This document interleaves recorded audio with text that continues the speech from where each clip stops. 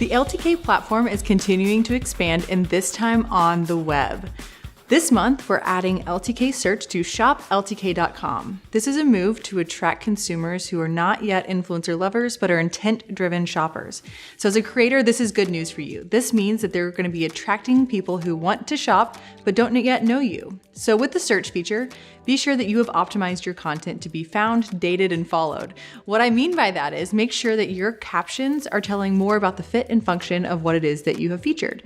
Be sure that you are tagging exact and similar products. All of those things are going to be indexed for search. And so when a person shows up to your content who actually doesn't know you or has never seen your content before, make sure that that first date is a good one so that they choose to follow.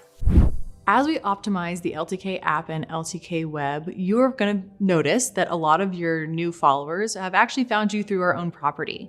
These are very different than people who find you across social media or your blog because they don't know as much about you and they don't have as much context. So be sure that all of your content as you publish gives a little bit more of the context. I'll give you an example. When I publish to Instagram, I'm able to tell my followers that my little baby was sick and that I gave him a bath in this really cozy bath and that it actually helped to bring his temperature down.